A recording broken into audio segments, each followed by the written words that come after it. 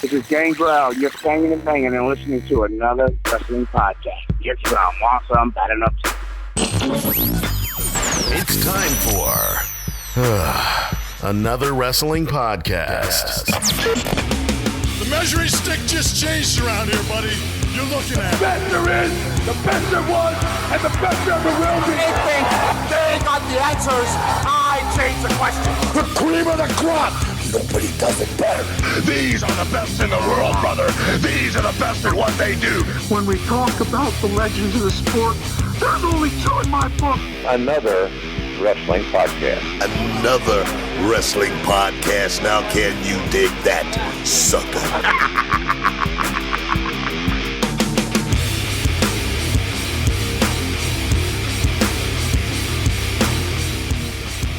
All right, everybody, welcome to another wrestling podcast. I'm Jonathan Benjamin. And I'm Steve Credo. Steve, the most historic episode since last week's episode number 99. Can you believe it? 99 problems and a bitch ain't one, Jonathan. I know it.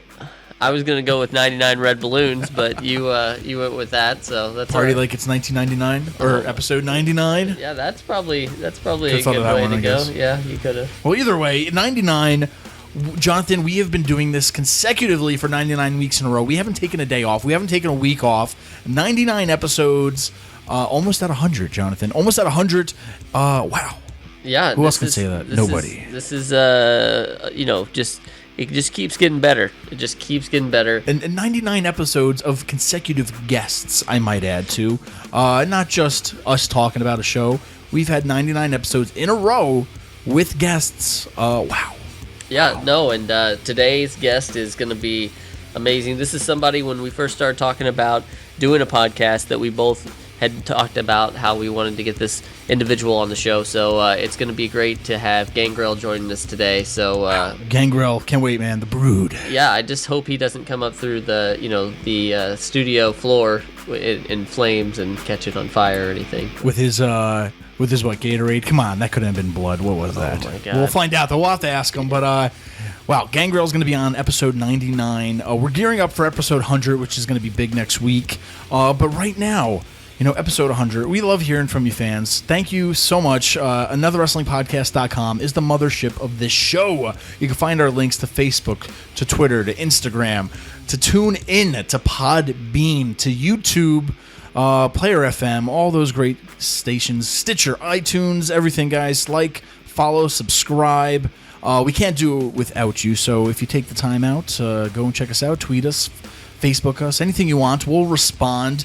Hey, you can even call the hotline, 802-297-7672. That's toll-free, 802-AWP-7672. And I guess it's toll-free if you live in America, but still, you get the point. Give us a call, leave a message, give us a promo. Tell us what you're doing. Tell us what you love. Tell us what you hate. We'll play the best calls. So, Steve, we have the man Gangrel joining us today. So, before we really talk to him, and he may cover some of the stuff we're talking about too, but I was a teenager, mid-teenager, growing up during the Attitude Era, whenever all that stuff was happening, and I have to say that was one of my favorite things about the Attitude Era was Gangrel and the Brood. I thought that it was original, and I think that's something that in the world of wrestling, we don't always get. And we've talked about Dalton Castle in the past and how, it seems like a very original thing. And, even the New Day to a certain extent right now is pretty original, even though it's starting to already kind of wear thin. But the vampire gimmick kind of a thing, yeah. Like, the whole supernatural-esque feeling about it. It's great, and I'm trying to remember the year, and it's hard to put yourself back in the time and the place and whatnot. And I think at that time, don't quote me on this, it's where Buffy was kind of big on TV, Vampire Slayer and all that. So vampires were kind of happening back then, before the whole Twilight crap. But different kind of vampire stuff to where it only made sense to bring like a vampire type character to the big set, to the big screen of Raw or whatever, WWE. So it was definitely something different. Like, it wasn't Johnny Appleseed coming out as himself. Like, It's Gangrel. He's a vampire. He's got a group of vampires. You know, it even goes back to like the Brood was kind of like that Lost Boys movie. You know, like the group of vampires and friends and whatnot. So it was cool, man. It was definitely it was like, okay, the Undertaker has that dead man gimmick. You know, he's an Undertaker. He's from the dead. He's a dead man walking. Now you got this vampire gimmick to where, you know, it's like that supernatural feeling. You know, like what does he do on the side? Does he kill his victims or what? We got a vampire wrestler right now. So it was definitely in the time happening, and it's still pretty cool when you look back at it. It's not like you're looking back at Doink the Clown and you're like, oh, he's a clown, or Duke the Dumpster, he's a garbage man. But this, like, yeah, he's a vampire, and that I think it's still awesome today. Well, and I think that is because they took so much care and made everything about the gimmick, whether it be the music, the vignettes, the fire, like everything that they did for the Brood and the gimmick was, you know, over the top. And I think that's why it stands the test of time today, is if you look back at those matches, you know, they did the bloodbaths, they were coming out from underneath the stage, they joined the corporate ministry, and it was like creepy stuff at the time, it's cool, you know, because it's similar to what I saw for the Wyatt family when they first came in. Is, you know, Bray was this kind of cult leader, and they were in Louisiana, and, you know, they came on the scene, and they've got the lantern and all that stuff. And I think that that's where I see that WWE has dropped the ball with the Wyatts, because, you know, they could have still been doing what they did with them when they first came out. They were, you know, dominant whenever they first came out, and now not so much. But that is another story for another time. But yeah, it goes right into the point of like a supernatural entity, to where I think you know, at the time too, the Undertaker's still going to this day. Back then, it's almost like, well, how do we replace the Undertaker's little shtick, if you will? You know, like, what do we do? Like, we don't really have this another entity kind of. And I'm not saying Gangrel is going to be the you know, leading for taking over for the Undertaker in a way, but it was like they were trying out. They needed another dark character, another sci-fi supernatural-esque, you know, experience in a show, and like the whole vampire thing was it, you know, spitting the blood coming out. He had the vampire fangs, you know, he had the following and the Brood, and, you know, it's great. And I think to this day, though, Jonathan, you look back at Gangrel, the Brood, even the Wyatts today, it's almost like they're still today trying to find that supernatural entity that will take over for the Undertaker when he no longer wrestles. I don't know. Would you kind of classify it as some kind of that? I don't know. Yeah, I mean, I think that for whatever reason, people really, especially like, I've seen a lot of crossover between horror movie fans and professional wrestling fans. Yeah. Like, you know, there's those conventions and all that stuff, but it seems like there's a lot of crossover there. And, you know, with like See No Evil and some of the other WWE movies that they've done that have been horror based. You know, I thought Kane would have been somebody that would have someday had taken up the mantle for Undertaker, but they're both probably going to retire around the same time. The only one that I see that, you know, anything with right now, and then they completely got rid of that too, is when Finn Balor came out, he was doing the you know, the demon thing. Oh, I love it, man. And it's awesome, but then they wanted him to be part of the Balor Club and the, you know, whatever. But you know, I think that that's one of the things that makes him stand out. He's great regardless, but I think that they need somebody like that. You know, back in the day, you had everybody from like Papa Shango. Yep. You had Kevin Thorne. He tried to be Mordecai at one point, which was another kind of supernatural thing. But you know, Finn's really our only hope right now for this kind of gimmick to keep going, and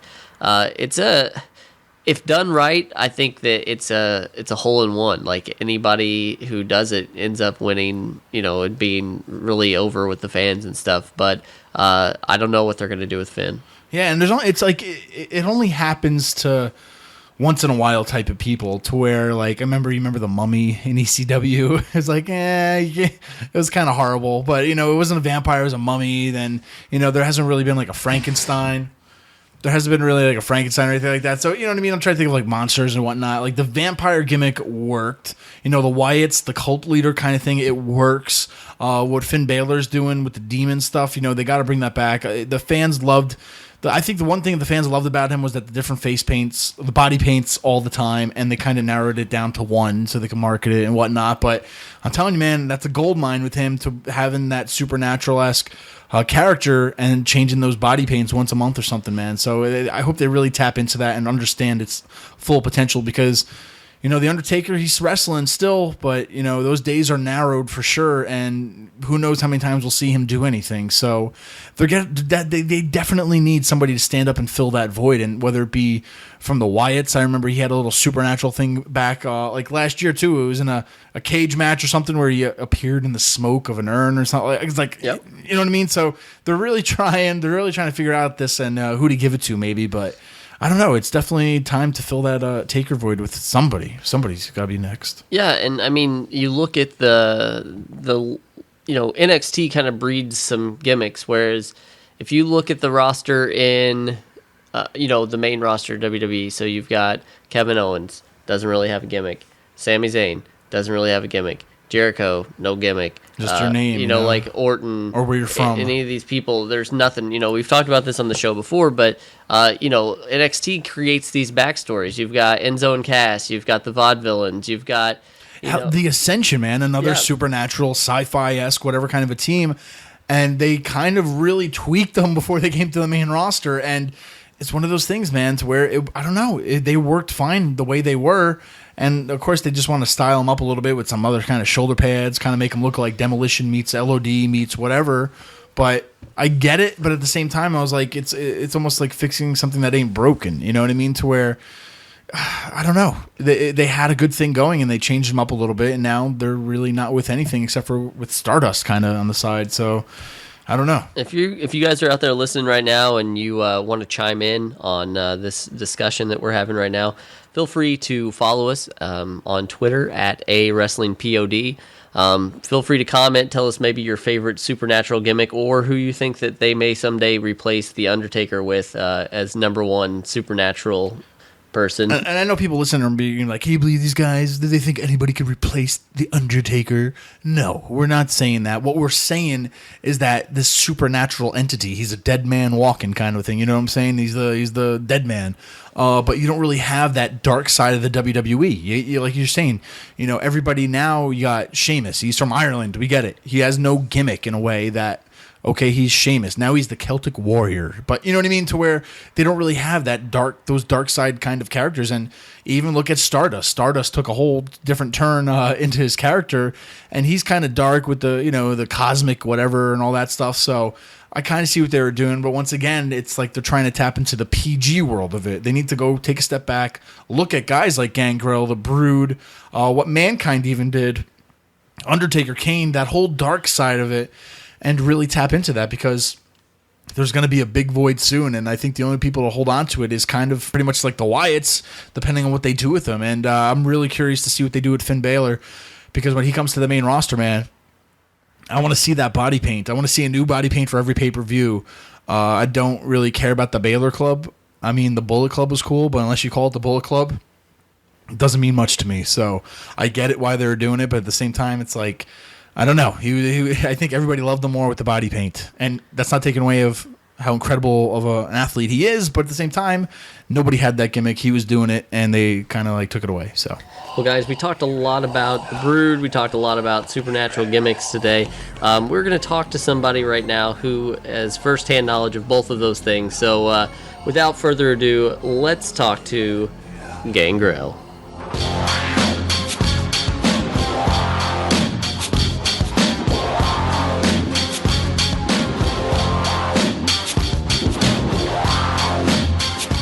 Joining us on another wrestling podcast today is one of the most iconic characters in all of professional wrestling.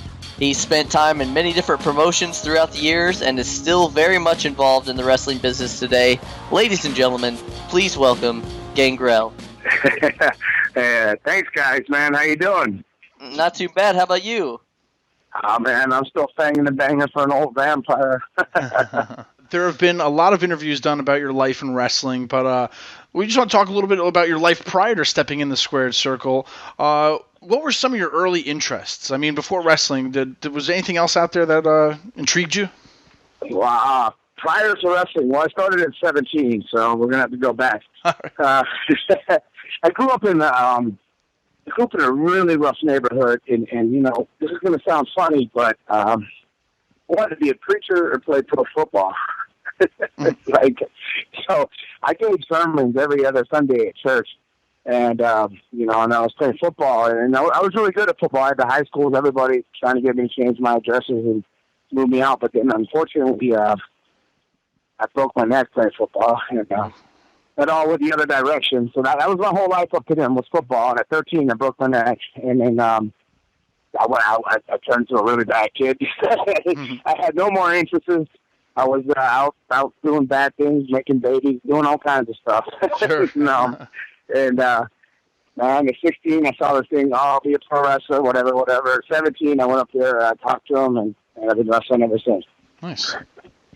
Now, you were trained by Boris Malenko, and I think that your training back then was probably a little bit different than what it is today. Can you talk to us a little bit about your training? Yeah, well, I trained with Malenko, and then on Sundays I trained with Gotch, you know, for original UWF. So it was Malenko's training was more about foundation. He gave you a foundation that you can go to any country and anywhere and work with somebody without speaking a word to them. You know, I get in lots of rooms today, and I'm out there every weekend. I'm blessed. I love pro wrestling. I love the wrestling fans. I thank God every day that I'm able to be a part of such a great business. And but I get out there and I see these kids calling 1,000 things in the locker rooms, all these crazy spots, and to get out there. But when we trained, you know, you had to be able to hit the ropes or not hit the ropes. You had to be able to wrestle in the center of the ring for 20, 30 minutes before you were ever even thought about hitting the ropes, you know. Mm-hmm. Sure. And I miss that. I miss that about wrestling, but I think, you know, it comes back around. Some of the other stuff, you see some of the guys finally getting back around to it. Sure. Now, Gangrel, early on in your career, you were part of a tag team called the Black Hearts. Which did you enjoy more, singles or tag team wrestling? Tag teams are fun if you can get along with your partner. You know. Sure. Yeah. But singles are easier for me because you only got to control you, the referee, and the guy you're working. When it's a tag team, you got you know 4 other guys in there. You know. 4 other guys in there, and it gets a little rough, and it starts going crazy and trying to pull it under control. So the singles are easier, but tag teams are a heck of a lot more fun, and you get to do so much more stuff in a tag team match, and it's just I prefer tag teams as long as you have the right partner, you know, and you're doing the right things, you know. Sure. All right, now we have a fan question from Jeff Knapp. He's sent one in to us, and he asks, when you first started wrestling, you spent some time in several different territories. What are some of your favorite memories from Stampede Wrestling, All Japan, and USWA?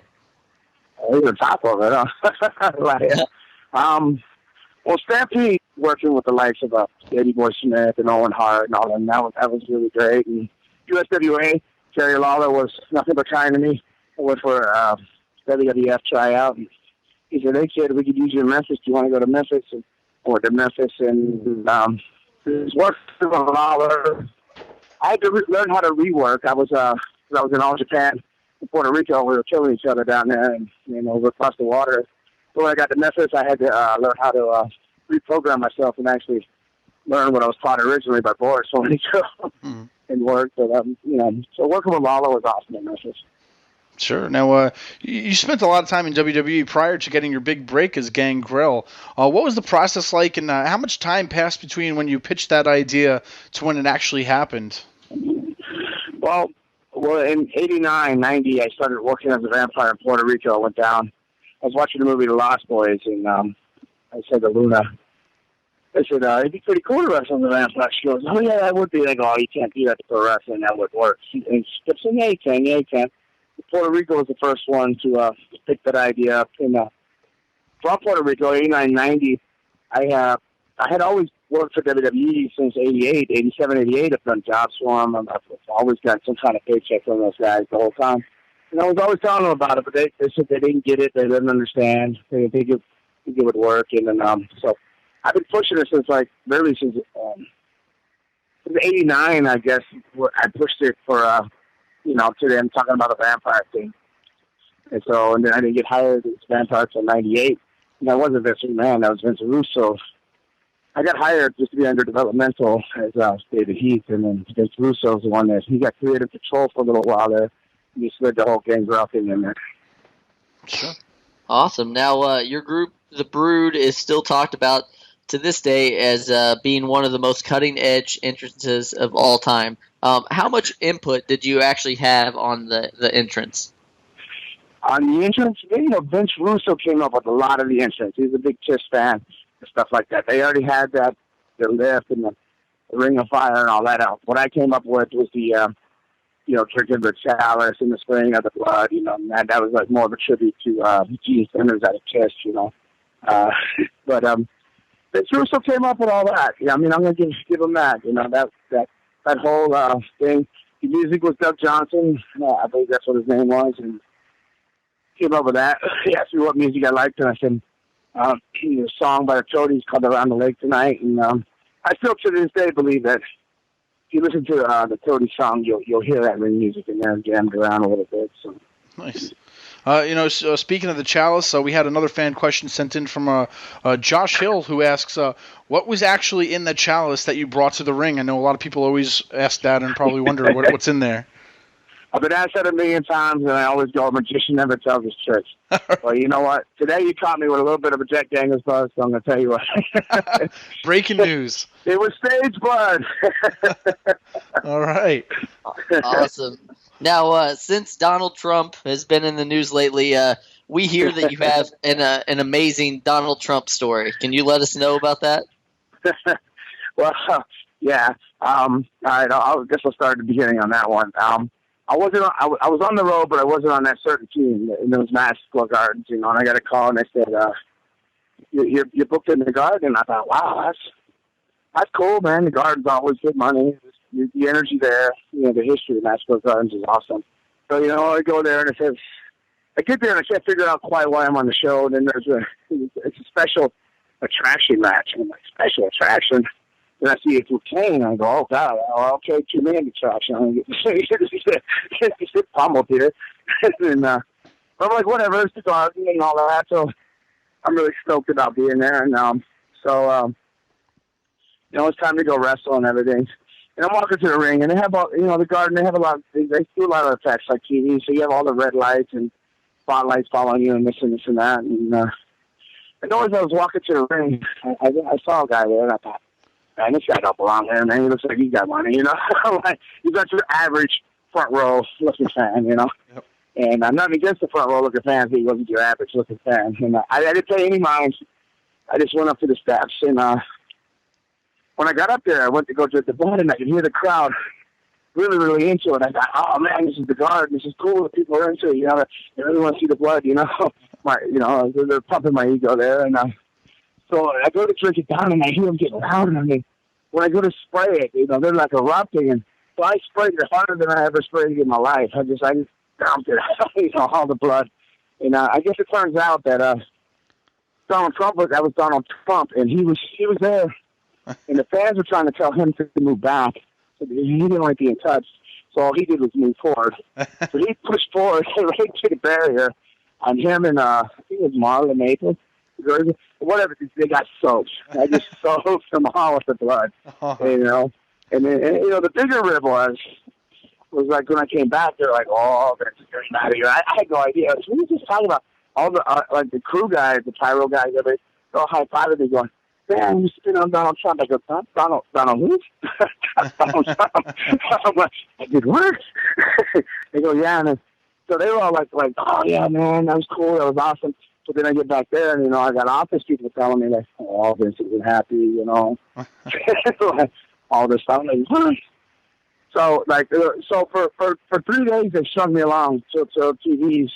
So I had a meeting with Vince. I was thinking I was going to get fired, and when I walked in, Vince goes, isn't that awesome? Hey, he set the whole thing up. I wasn't even on that show. He gave him tickets to added me onto the show, knowing that I'm just a robot. Just I'm going to go out there and spray with blood, just everything else. So if he becomes president, I guess He's not flying this shit all over him at one point. Sure. Now, Gangrel, in an era of many different characters, why do you think Gangrel, the character, resonated with so many fans? Oh, well, I don't know. I mean, just vampires and stuff like that have always been cool. I mean, I asked why Twilight or why was the Lost Boys such an iconic thing. You know, I think it was just timing, the ring music. I mean, I think entrance. I mean, bottom line, the music, the fire, the entrance. I mean, that's if you go any convention or anywhere I go, people come up and say that was the best entrance. So I think the entrance, you know, and Steve Austin once asked me, what do you like about your music and the entrance? I go, I can walk to it. He goes, exactly. So if you can feel your entrance and walk to your entrance, so can all the fans. And they feel it too, you know. So I think it was the entrance. Mm-hmm. Awesome. Now, do you find that you've gained, like you go all over the world now still wrestling, do you find that you gained new fans after the launch of the WWE Network? Oh, yeah. I was in England last year, right? England had launched it just about a little over a year ago in England, WWE Network, and I had to do a meet and greet thing afterwards, and it was like all these little girls and stuff like that, and the guy goes, "They're your biggest fan." I go, "How can they be my biggest fan? I mean, they're like 10 years old." He goes, "WWE Network is all they do is watch the network, and you're the guy they love." So yeah, the network has it's fun. I think it's helped me tremendously because I'm slammed every weekend. I'm blessed with bookings and constantly working, and I believe the network's a big contributor to that. Sure, and going back again for some ideas, where did the idea of the bloodbath come from? Is that another Russo one, or is that? No. That was me and Edge. All right. Me and Adam thing. We both watched Blade about the same time. And if you watch one of the beginning scenes of Blade, they're in this meat house, and it's like a big rave, and then the lights go off, and the music goes crazy, and starts flashing, and it says bloodbath. You know, we go, "Oh, that's pretty cool. We're going to steal that." Yeah, that's where that came from. All right. Awesome. Now, everybody knows that the Brood consisted of you, Edge, and Christian. Was that the original group, or did WWE ever have any different ideas? Well, there was a couple people up for Christian's spot. I was there brung in, and my job was, hey, you know, make Edge fit in, make it work, whatever. Your job is make sure he's okay. And I got that. But as far as the Brood thing, there was a fellow called Dr. Luther in Canada, out of the northwest of the Canadian area, and the Fallen Angel, Chris Daniels. They were the two guys that were up for that spot that Christian got. And then Edge, I don't know if it was Edge or what the deal was, but Christian got in there, though. And, you know, I'm glad he did. It worked. I love Chris Daniels to death. I mean, he's still a good dear friend of mine. But I think it worked better with them being brothers, and they went on to have such a great career, and I'm so proud of them all. You know, I'm sad that they're not working anymore, but they're still doing their things, and I'm very, very proud of them. And they're two very good kids. And Adam's a tremendous individual, human being and a man. You know, he's a great guy. Mm-hmm. Now, did you see big things in Edge and Christian when you created the Brood? Edge did. Christian, like, I thought about Christian. He could put a match together better than anybody. You know, it's funny that the Freebirds are getting inducted into the Hall of Fame with Michael Hayes and everything, and we were compared a lot to the Freebirds, and I was a huge Freebird fan, you know. And like Michael Hayes would come up and he'd say, you know, Edge, you're me. David, you're Bam Bam. Gangrel, you're Bam Bam Gangrel. This your Buddy Roberts. And he used to get mad, and I would tell him, I'll go, Christian, Buddy Roberts is the best worker out of all of them, you know what I mean? And it was kind of true for the same thing with the Brood. I think Christian's probably the best worker out of all of us. He has a mind, and he can put a match together with anybody. If he can stay injury-free. He's not the biggest guy in the world, or this and that, and he doesn't have the greatest personality sometimes if you don't know him. But that cat can put a match together like no other and make anybody look good and get himself over at the same time. Now, we've got another fan question. A lot of people wanted to talk to you. This one comes from John Wayne Humphreys. He wants to know, do you still rock out to the Brood theme? Of course I do. I still use it once in a while on some shows. I have a different song, but it's very, very similar. But yeah, I mean, how could you not? I mean, that like I said, you asked me what made me think that I was so memorable with the fans, and it's that music. I'm a mark for that music too. I love it. I mean, it's in my head. I hear it, and I automatically want to start walking, getting that little sway, and heading to the ring. You know, absolutely. Sure. And coming down to it, what are your thoughts on other wrestlers trying to use the vampire gimmick today? I mean, they say flattery is a sincere form. Imitation is it's a flattery. It's a sincere form of flattery. But I don't know. It's a tough thing. It's cool, but I wouldn't have thought much of it. But I've seen them come and go, and I think because WWE was so hot in '98, '99, 2000 that it's made it almost near, like, I don't want to say impossible, but it's a very hard task to come up with the way, because they were just so branded, and with that insurance and everything I had, it just and it was like a perfect storm. It was like, it's just a perfect storm of things that came together, and it just happened to work. Nobody wanted that character to work. Mr. Man didn't want a vampire character. They never thought it would go anywhere. He himself came up to me and said, I don't know what these people see in this thing, but it seems to be getting over.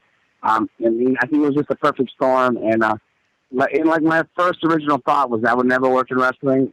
I still think that would, but I just happened to fall into a perfect storm at a perfect time in pro wrestling that it worked, Sure. Well, Gangrel, we want to thank you so much for joining us today, but where can the fans keep up with you and everything you're doing these days? I'm on Facebook a lot, Gangrel David Heath. I'm pretty sure I think my Instagram is Gangrel13 or Gangrel David Heath on Twitter. One or the other, it's all the same. But Gangrel David Heath on Facebook. I'm always on there floating around, probably too much, probably tying up people's timelines who are getting hot at me, putting up story stuff, but I'm always out there. All right, once again, thanks to Gangrel. Jonathan, we talked supernatural gimmicks, from The Undertaker to the Wyatts. Hey, you could even mention the Boogeyman in there, too, to where there's been quite a few characters out there. But once again, we want to hear from you. Be sure to tweet us, Facebook us, subscribe to us, leave comments. Let us know. Even give us a call on the old hotline, 802-297-7672, 802-AWP-7672, and let us know some of your favorite supernatural gimmicks. What up, Credo, JB, Angry Cooter, Social Assassin in the building. Listen, top supernatural favorite, gotta go Papa Shango. I don't know why. I just think that after the Warriors' return at WrestleMania 8, and he had that green blood coming down or whatever the hell it was from the Warrior. I don't know what it was about that, but I just thought that was cool as shit. Enjoy, gentlemen. Have a good one. Hey, guys. This is Steven from Steve's Wrestling Ramble and Main Event March. Just want to give my thoughts on supernatural characters in WWE and professional wrestling in general. To me, my favorite has always been The Undertaker, not just in Supernatural, as a supernatural character, but a WWE superstar in general. I think the entry to a supernatural character, at least to me, is the ambiance and what WWE can do, or any wrestling company can do with that type of character. And I think The Undertaker, with the many years he's been in WWE, has been the best of the rest. Just wanted to share my thoughts and have a great episode. Promo of the week. Papa Shango, I've got to ask you, what is going on? Ultimate Warrior, how does it feel not to be in control? Ultimate Warrior, how does it feel?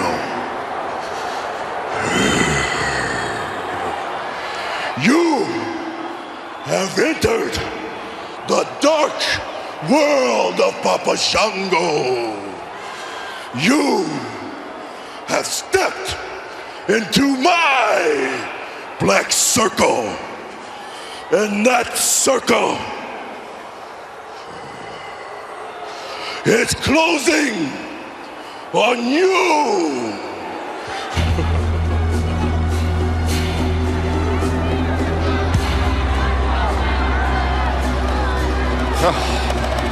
Thank God that's over. Now, if you're in the Hudson Valley and you love comic books, action figures, and anything dealing with pop culture, head on over to collectorsrealm.net. You guys can visit them at the Duchess Marketplace on Saturdays and Sundays between 10 a.m. and 6 p.m. That's Duchess Marketplace, located at 453 Route 9 in Fishkill, New York. just south of I-84. Head on over to collectorsrealm.net. Hey, all you professional wrestling fans out there. We here at Another Wrestling Podcast have just the thing for you. If you've always wanted to join one of those monthly subscription sites that give you all kinds of treats and goodies in the mail, the best one by far is ProWrestlingCrate.com. You can follow them at PWCrate on Twitter or at ProWrestlingCrate on Instagram. Be sure to check them out and subscribe. The cost is nominal and you get some amazing things every month. And you never know what you're going to get. So tell them that Another Wrestling Podcast sent you and enjoy the Pro Wrestling Crate. Head on over to pwpnation.com. It's a wrestling media website and community that loves professional wrestling. They strive on creating an array of interesting articles and reviews on everything professional wrestling. Head on over to pwpnation.com. Well, that's the show. We want to thank you all for listening today. Every week we do this show free of charge for you, the fans. And if you're wondering how to repay us, we have just the thing. Subscribe to us on iTunes. Hey, and while you're there, be sure to rate us and give us a good review. If you're looking for more information about AWP, then head on over to anotherwrestlingpodcast.com. We are all over social media, and you can find us on Facebook, Twitter, Instagram, YouTube, and more. If you are an AWP superfan, you can also show your support by going over to ProWrestlingTees.com/AnotherWrestlingPodcast and buying one of our official AWP shirts. We couldn't do this show without you, so tune in next week for Another Wrestling Podcast.